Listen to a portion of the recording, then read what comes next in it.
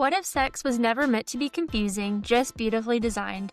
Welcome to Sex Rebranded, the podcast that cuts through the noise with bold biblical conversations about sex, marriage, and holistic health. You'll hear the candid perspective of a true newlywed, gain practical wisdom from a mom of 3 young kids, and insight from a doctorally prepared nurse and menopause champion herself.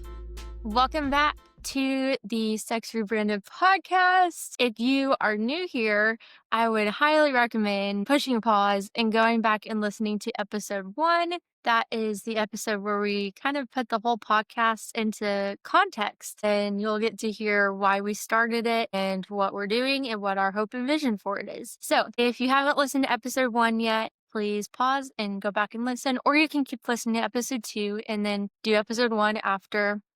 Whatever floats your boat. For our second episode, I have a very special guest with me here tonight, introducing my husband, Kaden. Hi. May I introduce yourself? Yep. So like she said, I am her husband. My name is Kaden. I'm a software engineer for work. I don't know what else. What are your hobbies? Hobbies. I like computer stuff. I think it's fitting for my career path. I love playing disc golf, getting outside, hanging out with my wife is another good one. So What's a hobby? I don't know if you count this as a hobby yet, but what are we doing right now? What are we making? we're crocheting little chickens. Yeah. Yep. Learning to crochet. Neither of us really know how to do it, but No, there are holes in both of our projects, but they'll turn out great. yeah, Kaden got me them for my birthday, which is very sweet. Well, thank you for introducing yourself. So let's talk about how we met. So if you want to go first with your side of the story, or do you want me to start? I think you should start because you kind of initiated the whole thing. So Okay. start. I'll start then. So I am in a sorority, and my sorority does a dodgeball tournament every year. And my younger sister was like, okay, I'm tired of you not like going on dates. I'm tired of you not having a formal date. And so her personal vendetta at this dodgeball tournament was to help me pick out a formal date. Not a boyfriend, just a formal date. And so she was like, you're gonna like scope it out and tell me what boys you think are cute. And so at this event, I saw Kaden and I was like, oh, LJ, he's kind of cute. And then she was like, oh my gosh, I met him at the gym the other day and he's really nice. Like, you should go talk to him.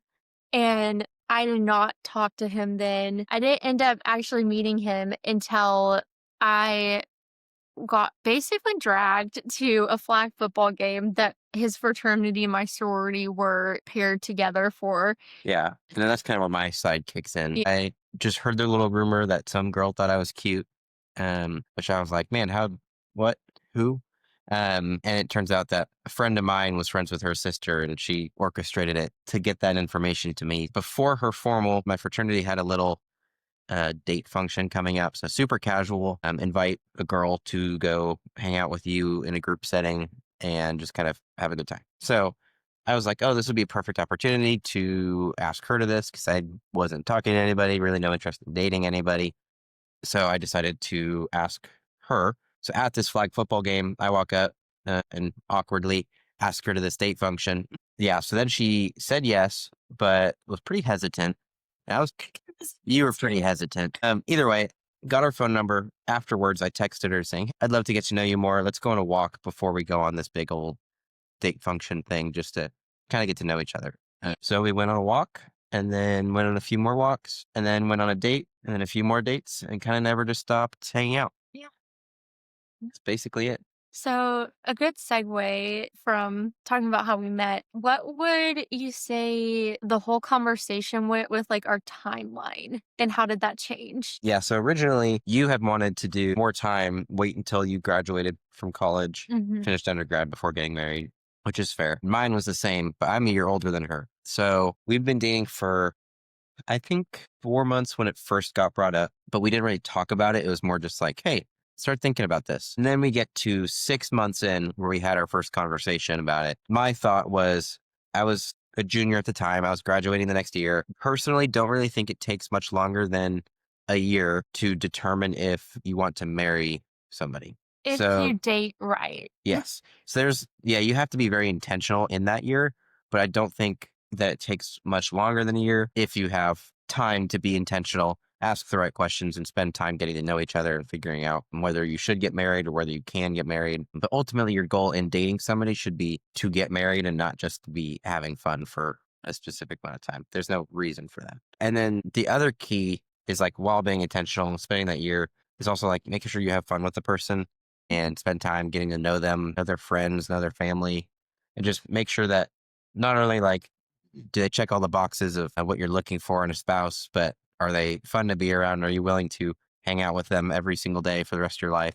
Yeah, and that's important too. But again, not everybody has the opportunity to um, get married after a year of dating, and that's okay. It's not like a strict timeline, but that's what worked out well for us. Prefer to err more on the side of dating for less time than dating for more time because I think it should be an intentional thing. You should be working towards marriage if you're wanting to be in a relationship. But For sure. yeah, so but again, it's not like sinful or wrong to date for 3 or 4 years if that is the scenario that you're in. But Yeah, everyone has unique circumstances, but for sure, try to date for the least amount of time that you have to. Don't just date just to date. So, what was the transition like from us getting engaged to marriage? And if you even have something to talk about from dating to engagement. yeah, so I think so we had that conversation and then kind of got on board and aligned with what we wanted to do, which was date for about a year and then really figure out if we wanted to get married or not. So we spent a lot of time intentionally asking each other questions, reading a bunch of marriage books separately. We read through a couple together and talked about each chapter. One of them was called Ready or Not, which we highly recommend. We did one chapter each week on our own, and then we got together every Sunday night and talked about it and just kind of answered some questions that we would have never really thought to answer Yeah. and kind of dig deeper than we would have thought to go. Yeah. So that was really helpful for us. I agree. And they have like discussion questions at the end of each chapter. So it gives you things to talk about. And you don't have to just come up with things from the chapter that you already read to talk about. Like it gives you questions to ask each other. It's a great resource. We did premarital counseling and a lot of things that our pastor planned to do like with us in the premarital counseling, we're like, oh, we already talked about that. Like we already know each other's thoughts on that. And like we felt very, very prepared whenever we got to premarital counseling because Mhm. of all the conversations we had going through that book. Yeah. It took just a lot of intentional conversation, intentional time every week to sit down and just talk about things that just don't come up in conversation. Mm. Yeah. But so that was kind of our thought process leading into getting engaged. We got engaged 11 months after dating. And then we started wedding planning, basically, like right off the bat. We had actually already booked our venue before we got engaged. So we knew we were getting married. And then, hmm, I guess the transition into being engaged was really not too hard. It was fun for the first couple months. Like, oh, I got unlocked a new nickname for my fiance, right? And that was fun. It was fun being able to say that for the limited time that you get to call your spouse that. But it was really, really nothing had changed from us dating to getting engaged, except for now we were planning a wedding, which can be stressful, but I'm lucky. Caroline's a big planner. So all I had to do was be very supportive and help where I could. Discipline. Yeah. Decisions. Yeah. So yeah, it was good. Being engaged was a lot of fun. It was tricky as we got closer to being married because we just wanted to be married already. So that added the difficulty of purity and making sure that we were still honoring the Lord as we got closer to marriage. But I mean, on this side of it now, it's so easy to be able to say, you got this. It'll be okay. It's really, really, really hard, but it's only like that for a little bit longer if you're engaged right now. So stick it out.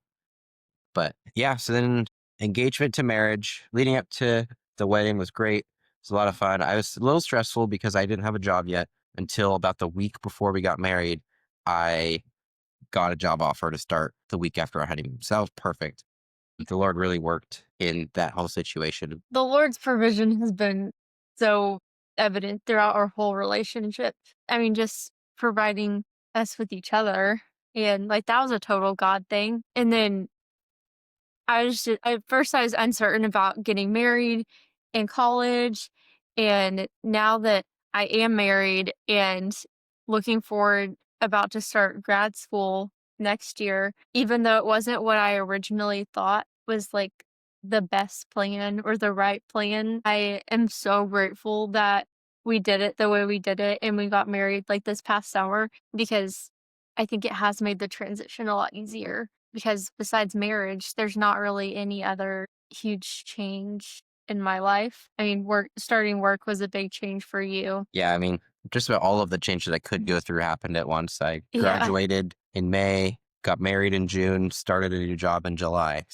What do you think? Do you think that like getting married made the transition easier or was it harder with all of those things happening at the same time? I'm glad that it happened at the same time. I'd rather go through all of the change at once than all spread out because I like a consistent routine. I like schedule. So having all the change kind of happen immediately was preferred in my eyes. So it wasn't too bad.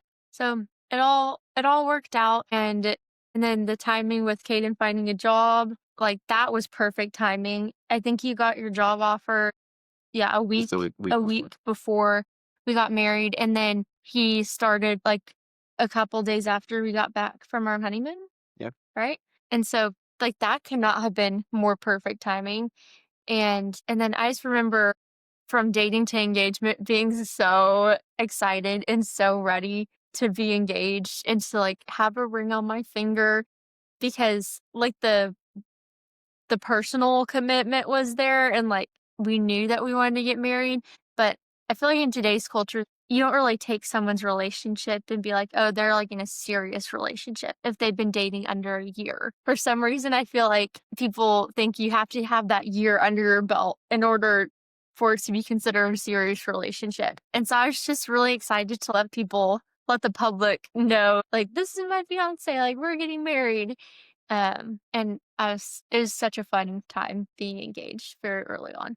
It got a little stressful closer to the wedding, just with planning and everything. But I look back at it, I'm like, it really was just one day. Yeah, it was a great day. It was a great day. But as far as like the transition itself, like what helped it, I think for us, and we'll kind of talk about that in a little bit, I think, is setting good expectations. And that was part of like even before we got engaged, talking and figuring out, okay, like what are our expectations? What are our hopes or goals? But that especially mattered right before getting married and before you live with this person is communicating what you want for your, like all of your expectations. Like, okay, who's going to take out the trash? Who's expected to cook dinner?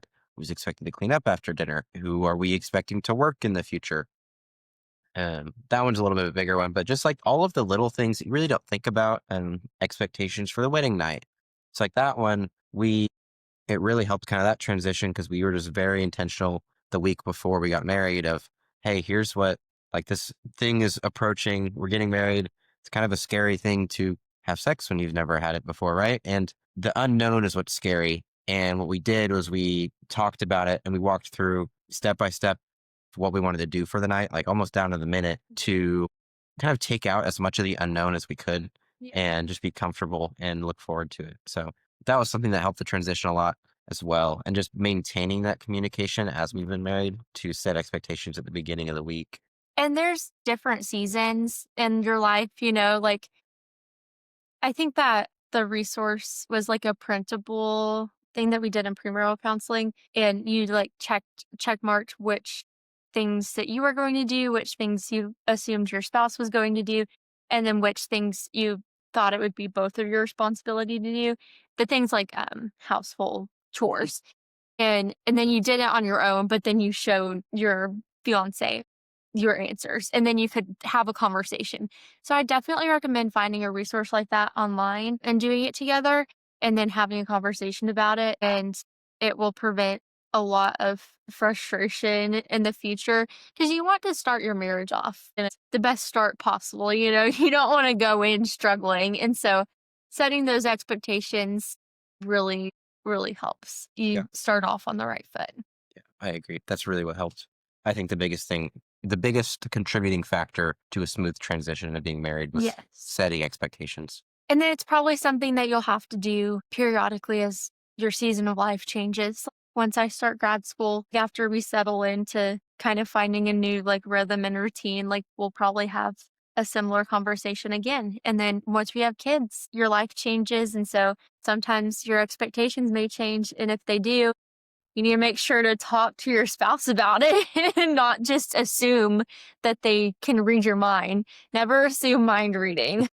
Something that we tell people all the time is you can never over communicate. You can only under communicate. So make sure to talk to your spouse and not assume that they know or are reading your mind. So, what has been your favorite part of marriage so far? Mm. That one's fun. It's hard to pick because it's all been so great. I think I'd have to say having routine together is really great. Not really having to schedule time to see each other has been awesome. And I wake up in the morning and see my beautiful wife laying right next to me and makes me smile every morning. That's been really great. Getting ready together, making her coffee in the morning has been a joy. Yeah, I just love being able to spend time with her in the morning before I go to work. I come home and she's the first thing I see. I go to bed and she's the last thing I see in the right before falling asleep.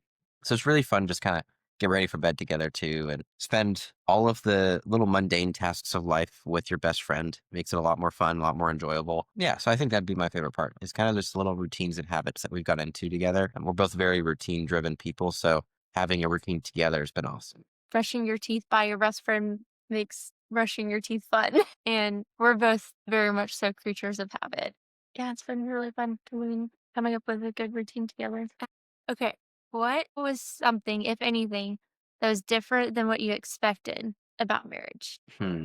I think one thing that I wasn't really anticipating having to have a conversation about that we ended up having a conversation about, and that we're still learning how to do because it's a new thing, is you're married, right? You become one flesh, but you're still two individual people. And kind of learning that balance between being one, but still being two individuals has been um, a little different than expected. It's been good, and it is easily resolved whenever you have conversations about it rather than building up frustration, right? It's like there's times where I'm a introvert, so I like my alone time to kind of recharge, and whenever you're living with someone, you don't really get alone time. So it's been good to like something I've had to learn is to be able to communicate, hey, I just need a little bit of alone time right now, or I want to go play disc golf right now or something like that. But having us have conversations at the beginning of the week has made that frustration or any possibility of frustration kind of impossible. And it's been a proactive way to just communicate and stop any issues from arising. But I think that is still like a thing that we're learning is how to be, yeah, individuals, but still one together and how to be individually following Christ and not just following Christ together. Yeah, we on Sundays, we always come up with a meal plan and then grocery shop and then go through like what our weeks look like. So I'll pull out my calendar and Kaden will pull out his. I use a paper calendar. Kaden uses his phone, and then we'll tell each other what we have going on that week. And then sometimes even like on evenings when we don't have like set plans, we'll after work and after school we'll be like, okay, one of us will say like, this is what I want to do tonight. Like, what do you think about that plan? Like, do you want to make any changes or like what do you want to do? And then it allows for the other person to give their input and then you kind of decide what you want to do with your time together. So that's helpful too. So, how important do you think are daily habits in marriage? And what habits have we formed that do you think have been really helpful for us? And then, if you even want to say a habit that we don't have right now that we probably should, you can say that too. You can out us. um, it's like I kind of mentioned earlier, we're both very habit driven people, very routine oriented planners, very structured. So for us, habits are really important. I love my habits and I think they're really important to be able to do things consistently. I'd say they're important, especially, I guess it depends what the habits are. But yeah, I think it could depend too on the type of person you are, but habits together are always good. Being in the habit of brushing your teeth together is great. One of our habits Good job. habits is we take a shower together every night, and that's been a really fun habit and just good time to spend together every night. That was something I didn't expect about marriage. Oh yeah, I thought we were gonna shower on our own. yeah. We well, actually, we didn't shower together our first night. We did the Mhm. second, and then we never stopped. Other habits that have been really good is spending time together in the morning. Just kind of sitting there without our phones for 20 or 30 minutes before I go to work, and just drinking our coffee and talking about our days. It's been really good. That habit's been awesome. I think a really important habit is praying together before I go to work. That's been really beneficial for me. We kind of just take time to be intentional and offer our day up to the Lord before we part ways for the next 9 hours. That's something that I would recommend people start doing so you can kind of get comfortable praying with each other. I mean, honestly, as early on in as dating. Like, you don't wanna get too, like, deep and personal with your prayers praying together when you're dating, but I think you should definitely, like, pray over meals together. But when you're engaged, that's a good thing to start doing and to start getting into the habit of doing that. Another habit, did you talk about no TV in the bedroom? Okay, that's been my favorite, I think, because this was something that I was really bad about doing and a bad habit that I had before we got married. And then after we got married, I was able to break the habit. We don't have a TV in our room. And I've actually never had a TV in my room growing up, so that wasn't super challenging. But I am grateful that we set the precedent to not have one in our room because we've never known it. And so we're never going to miss it. And we're only going to benefit from not having one in our room. And another one on a similar note of like the technology is we don't really go on our phones in bed. We sleep with them charging in our bathroom, and it's, like, super rare that we bring them in our bed, and so I think that that's probably my favorite because I used to spend way too much time on social media or, like, texting Kaden before it was time to go to sleep at night before we got married, and it was just a really it was not a good habit, and so getting married and setting that new routine because everything's changing. And so you might as well like come up with some good habits you want to implement and then implement them then when everything else is changing too. Makes it easier. Yeah, for sure.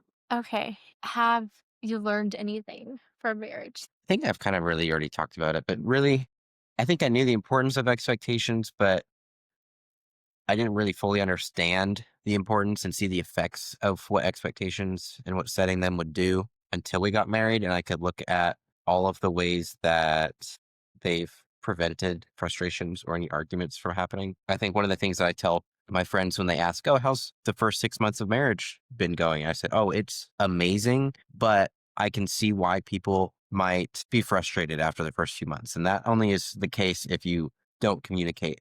And a lot of people don't have their communication tested until they are married and they can't get away from each other. But we set really good expectations and set really good communication habits that have really helped and made marriage just the most fun thing in the world. So, yeah, I'd say definitely the importance of expectations and setting those. And you can only be disappointed if your expectations are mismatched from reality, right? So, setting those well and being detailed and communicative has been really good and helpful. What's a piece of advice that you would give to someone who's engaged, about to get married? Basically that, over communicate. As a guy, I think it's kind of your job to lead those conversations and really be intentional. I think that's probably the main thing I want to say from this whole little podcast is be intentional and lead those conversations. Neither of you want to have the conversation, but someone needs to bring it up. Someone needs to say, "Hey, Sunday after dinner, let's go out on the porch and we'll have a conversation." So I think that's really good. And it takes really just intentional time, no phones, come with questions and talk together, set communication habits and expectations with one another. I think something that I've learned is, well, when we were dating and engaged, we didn't really have to make any like big decisions together, but we moved churches after we got married and like we looked for a church and that process was like, I don't know, 3 months long. At least. Yeah. A little over 3 months. And there's a lot of communication that goes into decision making together. And we'll probably do an episode on that later, but I learned a lot from that because that wasn't something that we ever really had to do before marriage. And yeah. Then I would kind of what I was saying earlier about the habits, I would advise engaged couples to figure out what good habits they want to adopt once they get married and what they want their routine to be like once they get married. Because we predetermined the no TV in our room and no phones in bed decision before we got married. It'd be a lot And harder to reverse and oh set my that after a goodness, few months of yes, building the opposite habit. yes. Um, I honestly think that's the only reason why I was like, me personally, because I had such a bad habit of being on my phone like for too long before bed. I think that's the only reason why I was able to adopt the new habit. And because you have an accountability partner that is living with you. If I told Kaden, like, okay, I don't want my phone in bed, but then every night I would bring my phone in bed, he'd be like, no, like, you said you weren't going to put your phone in bed. So that is a nice part of marriage, but it will make it so much easier on yourself if you kind of make those decisions together before you get married. So just have those conversations and try to come up with things that you both want to implement so you can help each other. Not just like, oh, one person's going to do it. Because then it helps if you both determine, like, oh, this will have a benefit in our personal lives and in our marriage. And then if you're both on board.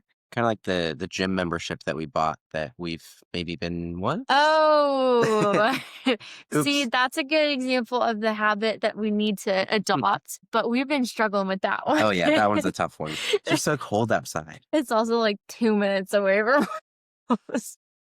Anywho, on that note, it was so great yapping together. As always. And yeah, I hope you guys enjoyed our conversation. Whenever it's just us talking, we're not really trying to teach anyone anything. We're just hoping that something we say could be relatable um, and maybe you'll get something from it. Yeah, by no means do we think that we have any of this figured out. This is just Nope. kind of an explanation of what we did and what's worked so far. And we're only 6 months out from being married one time. So kind of being able to share our thoughts really right after the fact has been kind of Yeah. cool and have honestly even evidence to like look back 6 years from now and think, oh man, Mhm. that was a lot of fun. I remember being in those chairs and having this conversation. So, we are not self proclaimed marriage experts by any means. We still have a lot to learn, and we hope that we're able to learn alongside of you guys. Unless you are listening and you have been married for years upon years, then You're